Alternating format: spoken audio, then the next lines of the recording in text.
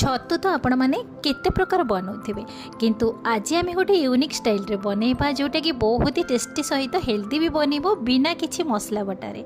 देखिए समस्ते पसंद करेंगे, स्पेशली पिला माने मागी मागी खाइबे, रुटी भात परोटा सबुथि आपण मैंने एंजॉय करें। आशा करुँची आज वीडियो आपण मानक निश्चित भाव में पसंद आसो। वीडियोटी को फुल देखिए, जदि पसंद आसिला बिंदुरोसई चैनल को सब्सक्राइब करने। तो चलतु आज रेसिपी स्टार्ट करवा। यही देसी छतु को आम आज गोटे यूनिक स्टाइल रे बनइबा। तो मुझे नहीं 300 ग्राम पाखापाखि ये देसी छतु नहीं। आपड़ यही छतु बदल में आप पैकेट वाला छतु नहीं पारे, किंतु यही छतुर तार गोटे टेस्ट बहुत बढ़िया आसे। तो ये कसी छतु थिला जमीती कि कढ़ छतु भल से भी फुटी नहीं। तो यही छतु को आम एमती परिष्कार करके काटी नबा। जदि आप टिके अपरिष्कार थी तार डेम्फ गुड़ी को काटी नेबे। तो मुझे देखिली कढ़ छतु जेहेतु भल परिष्कार अच्छी, तो मुझे डेम्फ एत काटी ना। तो ये भाव में आम सरू सरू सब छतु को मुझे काटी आनी।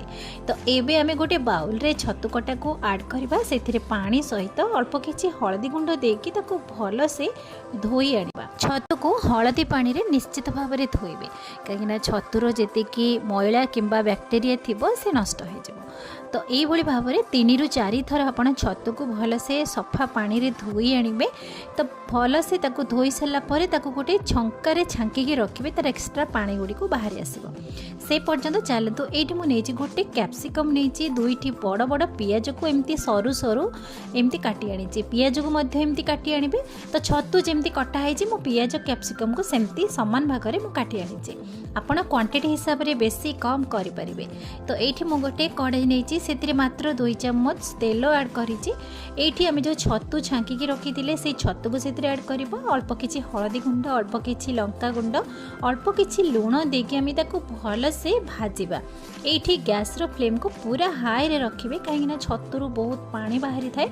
तो सेथिपई जेमिति कि छतु सुखिला हैला पर्यंत आम ताको भाजिबा। देखंतु केमिति पानी बाहरिबा स्टार्ट हो गलानी। तो एमती हाई फ्लेम रे गैस को रखिले जल्दी पानी गुड़ी को सुखी आसो।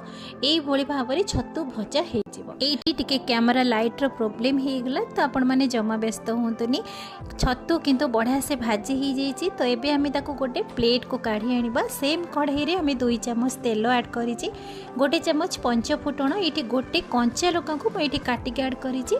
तापर ये आम जो काटिकी रखी थे पियाज को आम सबू पाखुड़ा गुड़ी को एमती खोली देइछि। तापर पियाज को ऐड करके भल से 1 ରୁ 2 मिनिट ताको भल से भाजिबा। यही रेसिपी रे आपण पियाजर क्वांटिटी टिके अधिक नेबे, देखिए बहुत ही टेस्टी बनिबो। अल्प समय पियाज भाजी सारा पर ये काटिकी रखिथिबा कैप्सिकम को मध्य सेथिरे ऐड करके आम पुणी 1 मिनिट पर्यंत ताको भाजिबा।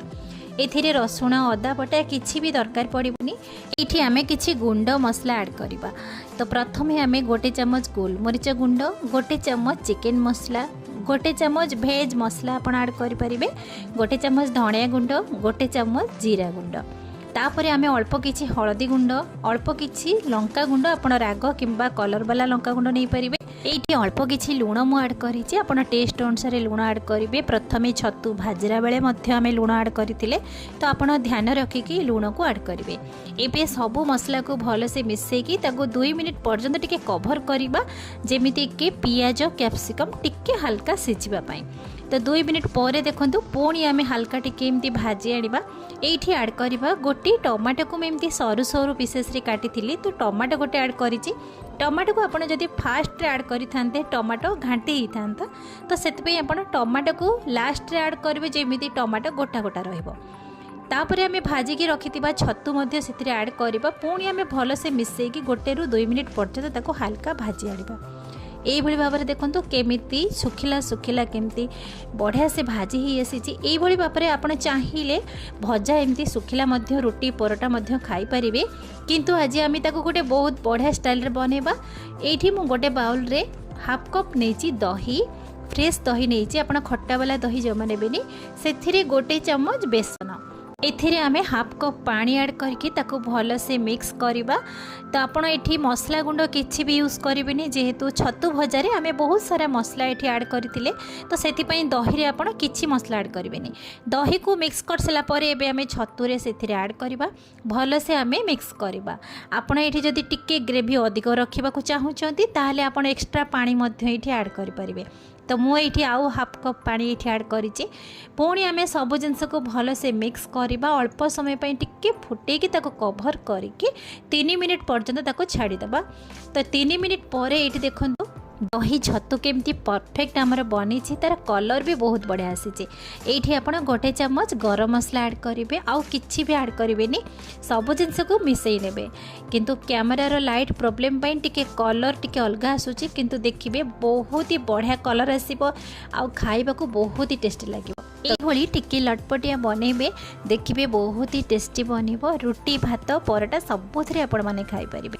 एई रेसिपी रो आपण माने ना कोन देबे दही छतु किंबा दही मशरूम किंबा दही छतु संतुला जदि आपण मानकु पसंद आसीची निश्चित भाव में कमेंट से लिखिबे। आजिर वीडियो जदि आपण मानकु पसंद आसीथिबो बिंदु रोसई चैनल को सब्सक्राइब करिनेबे पाखरे बेल आइकन को प्रेस करिवे आउ लाइक शेयर कमेंट करबा को जमा भूलिबेनी। पुणी देखा हबा नुआ वीडियो रे। नमस्कार।